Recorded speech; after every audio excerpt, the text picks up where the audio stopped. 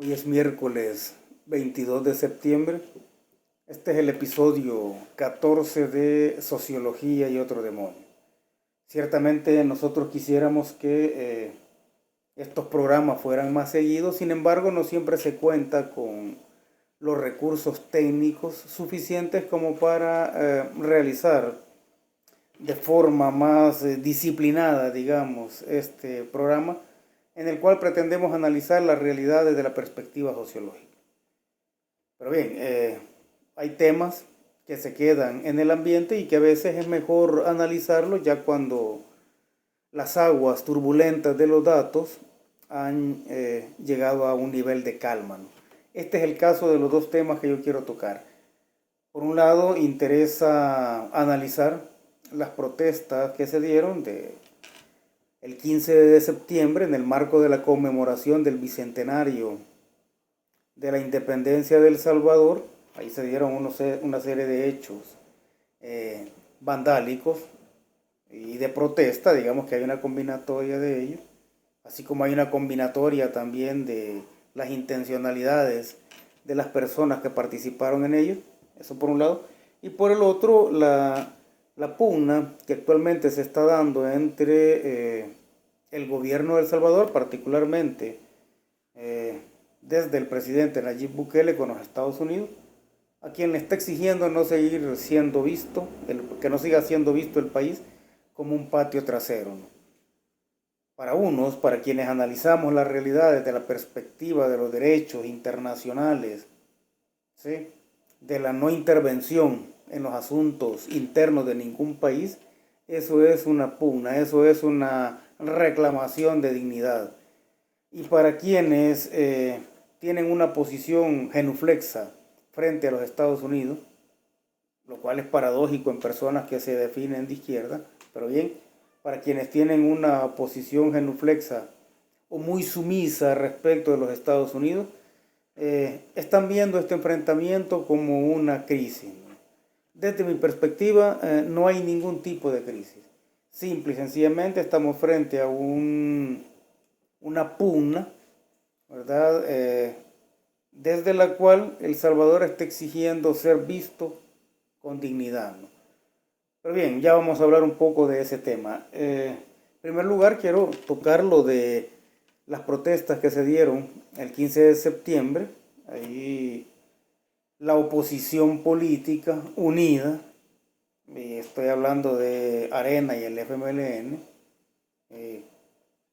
consumando públicamente un matrimonio anunciado desde muchos años antes, hacen una convocatoria a protestar el 15 de septiembre, ¿no? A esa convocatoria se unen algunos sectores de la sociedad civil, o de parte de la sociedad civil, no, porque la sociedad civil es muy amplia.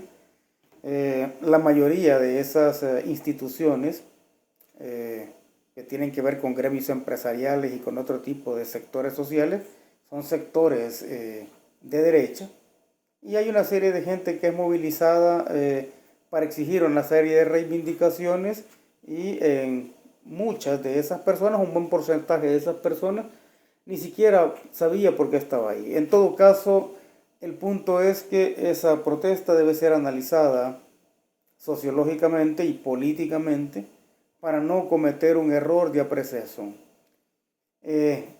Al respecto podemos decir que hay al menos tres escenarios comprensivos que son bastante duros, a partir de los cuales nosotros podemos analizar los hechos del 15 de septiembre.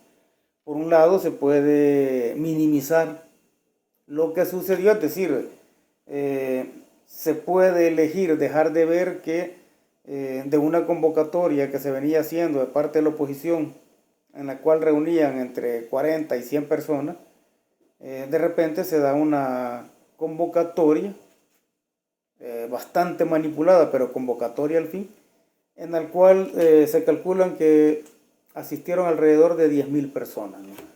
Ahora, se puede minimizar, o un escenario comprensivo sería minimizar ese dato, ¿sí? O sea, dejar de ver que se pasó de 100 a 10.000, y eso sería una trampa. O sea, hay que ver ese paso de 100 a 10.000, independientemente de los motivos que hayan tenido las personas para asistir a la marcha, independientemente de que las reivindicaciones que hayan enarbolado ese día sean absurdas, como el hecho de defender una constitución que fue redactada por uno de los fundadores de los Escuadrones de la Muerte, ¿verdad? O estar defendiendo un sistema judicial caracterizado por la corrupción, pero independientemente de eso, no se puede o no se debería caer en la trampa de minimizar ese dato, porque si bien es cierto, 10.000 personas en la calle, en términos absolutos, son importantes, puede ser que 10.000 personas en la calle, en términos relativos, no sean importantes, ¿no? Es decir, que no signifiquen mayor cosa. Sin embargo, minimizar ese hecho o minimizar ese dato es caer en una trampa, porque se deja de ver la tasa de crecimiento de las acciones de protesta. Ese es un escenario comprensivo. El segundo sería, como anda enarbolando la oposición unida en una sola estructura, una estructura bastante patética, que es Arena, FMLN, y decir que esa protesta significó una derrota o el inicio de la derrota del gobierno del presidente Nayib Bukele, ¿no? Esa es la lectura que hace la oposición. Obviamente es una lectura bastante sesgada y que tiene mucha de intencionalidad política, pero bien, una lectura al fin, ¿no? Y en el marco de esa lectura hay que hacer hincapié en una cosa. Si bien es cierto, no se puede catalogar ni en términos absolutos ni relativos como una derrota, sí hay que resaltar que hubo una convocatoria, que hubo una serie de acciones que claramente estaban orientadas a provocar actos de represión de parte de los cuerpos de seguridad, ¿sí? Porque la idea de ese vandalismo tal cual se vio, con reivindicaciones propias del siglo XIX, ¿no? Como el hecho de andar destruyendo cajeros automáticos. Si bien es cierto, eso es una situación que se da para provocar la represión, ¿verdad? Enarbolando consignas tales como el fin de la dictadura, el punto en realidad era provocar un acto de represión. Y si ese acto de represión se hubiese dado, entonces sí hubiera empezado a tener sentido la consigna de dictadura. En otras palabras, si se cae en la trampa de la provocación y en algún momento o en otra protesta que inclusive podría ser más violenta, los cuerpos de seguridad reprimen a los manifestantes, esa va a ser una trampa que le va a dar sentido o empezaría a darle sentido al concepto de dictadura y al concepto de dictador. Por suerte que en esta ocasión los cuerpos de seguridad no se dejaron provocar y entonces quedó en una simple situación de, por el hecho de ser aislada, se ve como vandalismo. Ante acciones de ese tipo, lo que un gobierno democrático lo que debe hacer es responder con más obras y responder con más acciones de readecuación que vayan dándole al pueblo una esperanza de que se está en un camino diferente a los anteriores, que se está en un camino de construir una lógica distinta, con una calidad de vida muy diferente, ¿no? Y el tercer escenario, el comprensivo, que es el que yo defiendo, es el hecho de que ese 15 de septiembre, cuando vemos esa convocatoria conjunta entre Arena y el FMLN, enarbolando las mismas banderas, ¿sí? Pidiendo inclusive que se olvidara el pasado para unirse en una sola acción, desde el punto de vista sociológico, a mí me parece que el 15 de septiembre se consumó lo que yo llamo la pededización del FMLN. ¿Y qué significa eso de pededización del FMLN? Es decir, el FMLN formalmente el 15 de septiembre se convierte en el nuevo PDC de la política salvadoreña. El PDC, que se caracterizó en la década de los 80 por legitimar la represión en contra del pueblo. El PDC, que en los años 90 sirvió para darle aires y para justificar la existencia de un partido como Arena. Entonces la pededización del FMLN significa que en este caso muy particular, el FMLN, convocando inclusive a mucha de su gente, lo que hace es darle aire a Arena, ¿no? O darle un poco de aire a Arena, ¿no? Porque es obvio que comparado con el FMLN, Arena está en mejores condiciones, aunque este Arena se está desmoronando internamente, y de eso pueden dar fe las deserciones que está teniendo tanto de diputados como de alcaldes y de representantes municipales en todo el país, ¿no? Sin embargo, ese 15 de septiembre, lamentablemente para todos aquellos que participamos en la lucha de los años 80, observamos una pededización del FMLN, es decir, un FMLN cuya dirigencia se pone al servicio de y llama a mucha de su militancia para ponerse al servicio de darle un aire o una justificación al partido Arena, ¿no? Ahora, en el marco de esos sucesos del 15 de septiembre, hay que verlo desde lo que yo llamo el número político, la sociología del número político.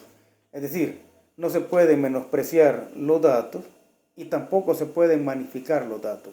En todo caso, lo que se debe hacer es observar la tasa de crecimiento y observar la forma en cómo se va a querer ir provocando actos de represión, ¿verdad? Y hay que saber manejar el número político en términos de no solo la gente que protesta o la gente que está a favor, sino en términos de la gente que, estando al margen de muchas acciones, puede sentirse afectada al respecto, o el número político en términos de la gente que puede ser manipulada por los partidos de oposición. Y digo esto porque lo más seguro es que en los próximos días se convoque a una nueva marcha, la oposición convoque a una nueva marcha que mueva todas las estructuras que tiene en la sociedad civil y que busque abanderar en esa nueva marcha reivindicaciones que son una trampa. Dentro de esas reivindicaciones que son una trampa, ya de antemano puedo presumir que una de ellas podría ser exigir que en las reformas constitucionales, aunque dicen que están en contra de ellas, se incluya la cuestión del derecho al aborto o el derecho al matrimonio entre personas del mismo sexo. En todo caso, esas son reivindicaciones trampas porque obviamente cuando se mira la realidad como un número político, uno ve no solo, o los gobiernos como táctica y estrategia no solo deben ver aquellas acciones que beneficien, sino la gradualidad de las mismas, porque no tiene sentido impulsar acciones que la gente no comprende.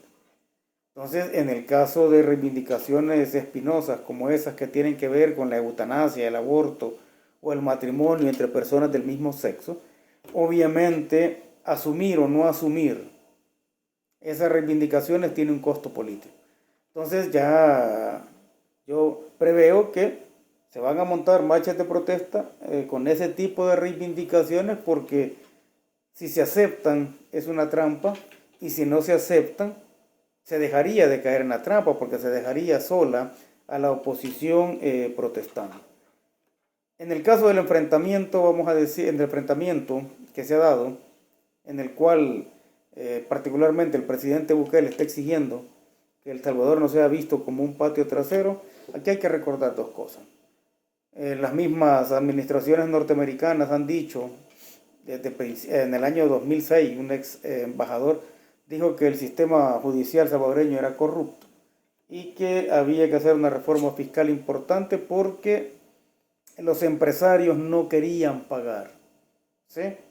Entonces, se da un tema polémico, una acción que supuestamente es polémica, cuando la nueva Asamblea Legislativa quita de su cargo a los magistrados de la Sala de lo Constitucional y al fiscal general de la República. ese mismo tipo de acciones las ha llevado a cabo las administraciones norteamericanas.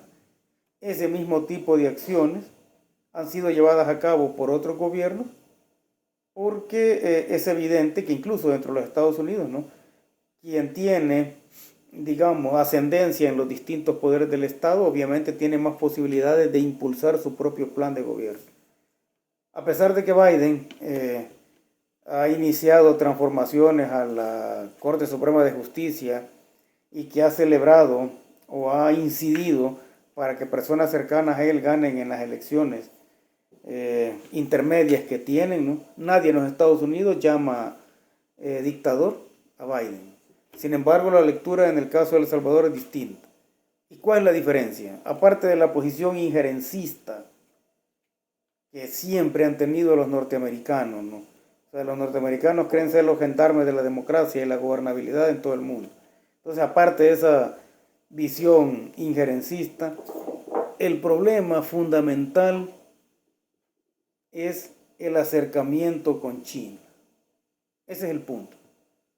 Al final, la preocupación de los Estados Unidos o el intentar tener una intervención o injerencia descarada en los asuntos nacionales tiene como punto, digamos, más picante el hecho de las relaciones que actualmente se están montando con China popular. Ese es el punto. Sin embargo, todos los países tienen derecho, y de hecho todos los países lo hacen, de buscar relaciones diplomáticas y comerciales muy buenas con la segunda potencia económica del mundo. En todo caso, El Salvador, todos nosotros podemos luchar porque El Salvador ya no sea visto como el patio trasero de nadie. Nosotros en El Salvador no somos el patio trasero de nadie. Y los compatriotas nuestros que están en los Estados Unidos y con los cuales nos quieren chantajear a veces, son compatriotas que se ganan honestamente su dinero y son en su inmensa mayoría ciudadanos honestos que están contribuyendo al progreso económico de los norteamericanos. Así que nosotros como salvadoreños no vamos a aceptar seguir siendo el patio trasero de nadie.